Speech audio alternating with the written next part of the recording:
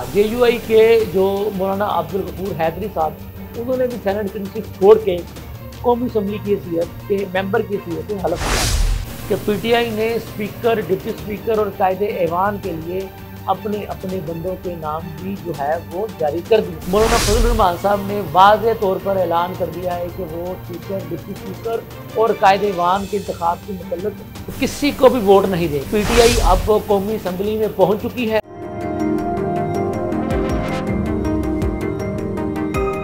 बिस्मिल्लाहिर्रहमानिर्रहीम। नाज़रीन, लम्हा न्यूज़ के साथ मैं हूं शहजाद मलिक। कौमी असम्बली में बिल आखिर 9 मुंतखब अरकान असम्बली ने हलफ उठा लिया है।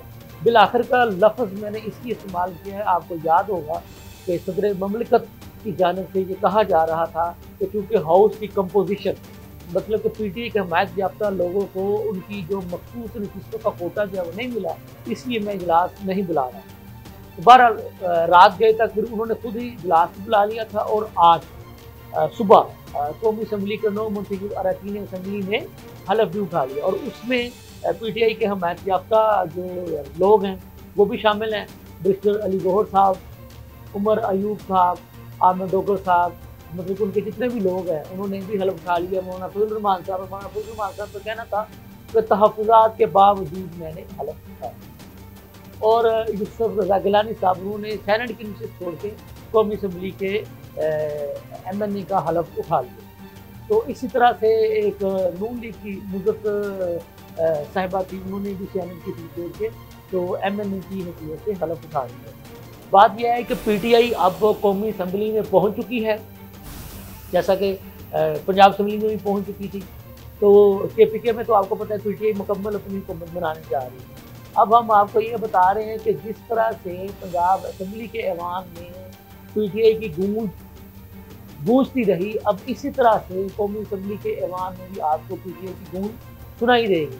और हम आपको ये भी बता दें कि जब अरकान ने हलफ उठाया तो पीटीआई के जो हमायत याफ्ता उम्मीदवार हैं आमिर डोगर साहब, उन्होंने हलफ उठाते साथ ही और गोल्डन बुक पे अपना एमएनए का दस्तखत लगाते साथ ही साबिक़ चेयरमैन पीटीआई के हक़ में नारे भी लगाने शुरू कर दिए। तो बात करने का मकसद ये है कि अब पीटीआई जो है वो टफ टाइम देने के लिए मैदान में आ चुकी है। ये टफ टाइम किसको मिलेगा? यकीनी तौर पर स्पीकर, डिप्टी स्पीकर का इंतखाब होना है, उसके बाद कायदे ऐवान का इंतखाब होना है। और आपके इल्म में ये बात है कि पीटीआई ने स्पीकर, डिप्टी स्पीकर और कायदे ऐवान के लिए अपने अपने बंदों के नाम भी जो है वो जारी कर दिए हैं। मतलब कि वो इन तीनों आप कह लें कि जो नशिस्तें हैं इस पर हुक्मरान इत्तेहाद का डट कर मुकाबला करेंगे। यहाँ पर यह बात भी काबिल ज़िक्र है कि मौजूदा हुक्मरान इत्तेहाद के माजी के इत्तेहादी मौलाना फजल रहमान साहब ने वाज़ेह तौर पर ऐलान कर दिया है कि वो स्पीकर, डिप्टी स्पीकर और कायदे ऐवान के इंतखाब के मतलब किसी को भी वोट नहीं देंगे। मतलब उनका आप एक तरह से कह लें कि उन्होंने एक तरह से ऐलान लातलकी का इन तीनों इंतखाबात से ऐलान कर दिया वाज़ेह तौर पर।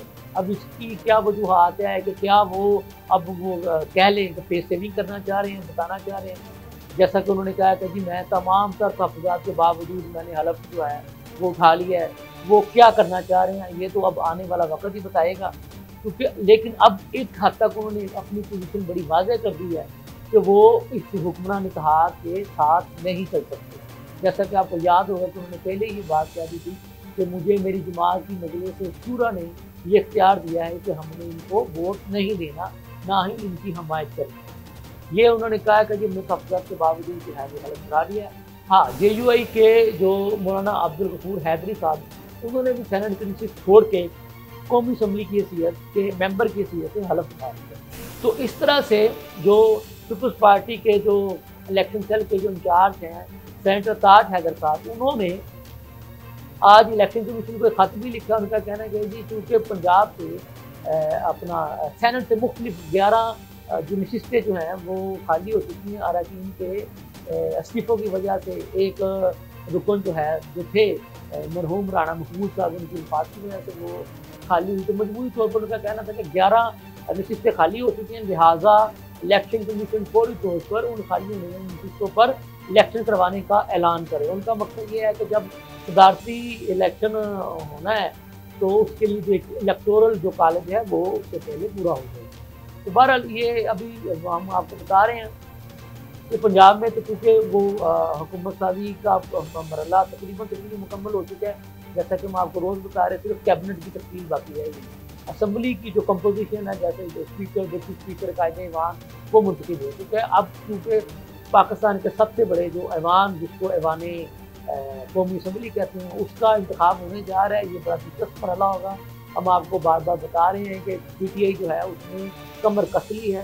उसने इस हुक्मरान इत्तेहाद को हर जगह पर टफ टाइम देने की पूरी तैयारियां मुकम्मल कर ली हैं। अपने अरकान असम्बली को कह दिया है कि जी आपने न सिर्फ भरपूर शिरकत करनी है, बल्कि इस हुक्मरान इत्तेहाद का डट कर मुकाबला भी करना है। जो PTI के मैच के अफसर जो उम्मीदवार होंगे उनको वोट भी देंगे। तो हम आपको बताते चलेंगे। अब कौमी असम्बली में आपको रोज़ जो है वो एहतजाज के सदाएँ और सब चेयरमैन की हक में नारेबाजी भी सुनाई देगी। तो इसके साथ ही मुझे इजाज़त दीजिए। अल्लाह हाफ़िज़।